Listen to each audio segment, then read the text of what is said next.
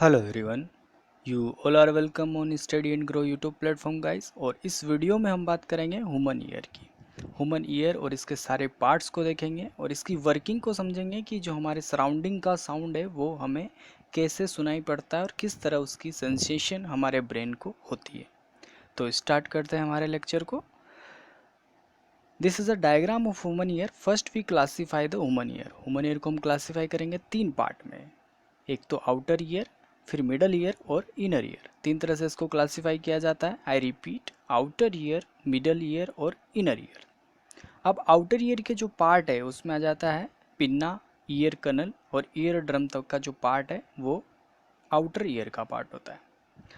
अब यहाँ पे सबसे पहले क्या होता है कि जो साउंड है वो कलेक्ट किया जाता है। जो हमारा कान का सबसे बाहरी भाग है, सबसे आउटर भाग है, उसके द्वारा साउंड को कलेक्ट किया जाता है। और साउंड कलेक्ट किससे होगा? वो होगा पिन्ना से। दिस इज़ अ पिन्ना, जो सबसे बड़ा वाला पार्ट होता है। ये साउंड को कलेक्ट करता है और कलेक्ट करके साउंड को भेज देता है ईयर कनल में। ईयर कनल से जो साउंड जाता है वो जाता है ईयर ड्रम के पास। और ड्रम का क्या क्या होता है? वाइब्रेट करना। जैसे ही ड्रम वाइब्रेट करता है तो उससे आगे तीन बोन जुड़ी होती है। बहुत छोटी छोटी बोन्स होती है, हैमर, एनविल और स्टिरअप। तीनों बोन्स एक दूसरे से कनेक्टेड होती है। तो जैसे ही ईयर ड्रम वाइब्रेट करता है तो हैमर भी वाइब्रेट करता है। हैमर के वाइब्रेशन से एनविल वाइब्रेट करता है और एनविल से वाइब्रेशंस पहुंच जाती है स्टिरअप पे। स्टिरअप हमारे बोन की और हमारी बॉडी की सबसे छोटी बोन होती है। I repeat, stirrup is a smallest bone of human body. तो हैमर से साउंड गया एनविल पर और एनविल से स्ट्रिप तक। और ये सब किससे हो रहा है गाइस? वाइब्रेशन से। उसके बाद क्या होगा? उसके बाद साउंड जाएगा ओवल विंडो में। और वोवल विंडो कनेक्टेड होती है कोकेला से। कोकेला में एक फ्लूइड भरा होता है जिसमें पार्टिकल्स होते हैं और वो पार्टिकल वाइब्रेशन से वाइब्रेट करने लगते हैं और वहाँ पे एक इलेक्ट्रिकल पल्सेस जनरेट होते हैं। इलेक्ट्रिकल पल्सेस मतलब इलेक्ट्रिकल सिग्नल जनरेट होते हैं। और ये इलेक्ट्रिकल सिग्नल्स को जो ऑडिटरी नर्व होती है वो ब्रेन तक लेके जाती है, जिससे हमारा ब्रेन जो साउंड सुनते हैं हम उसको सेंस करता है और हमें बताता है कि हमने क्या सुना।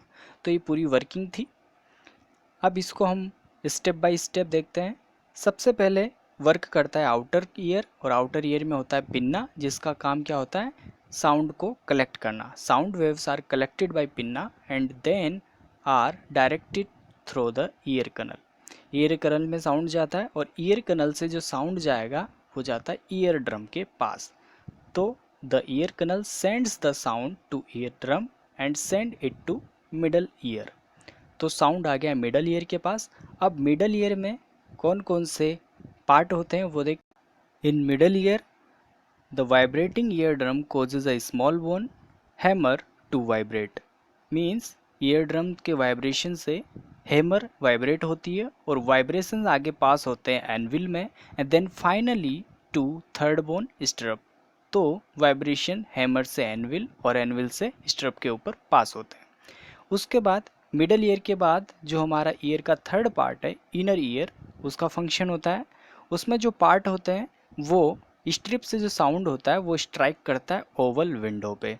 तो the vibrating strip strikes on membrane of oval window and passes its vibration to liquid in cochlea. Cochlea में जो लिक्विड भरा होता है उसमें वाइब्रेशन को पास किया जाता है। उसके बाद क्या होता है कि vibrating liquid of cochlea set up electrical impulses in the nerve cell present in it. तो कोक्लिया का में जो लिक्विड है वो इलेक्ट्रिकल इम्पल्स जनरेट करेगा, जो नर्व सेल उसमें प्रेजेंट है वो सेंस करेगी और नर्व सेल उसको क्या करेगी? ऑडिटरी नर्व को भेज देगी, जो उस सिग्नल्स को ब्रेन तक भेज देता है। तो these electrical pulses are carried by auditory nerve to the brain and the brain interpret these electrical impulses as a sound and we get the sensation of hearing। तो इससे क्या होगा कि जो हमारा ब्रेन है हमें बता देगा कि हमने क्या सुना है और हमें सेंसेशन हो जाएगी जो हमने सुना है। तो this whole was the working of the our ear. तो गाइज, अगर लेक्चर पसंद आता है तो आप चैनल को सब्सक्राइब करें एंड वीडियो को लाइक करें। Thank you.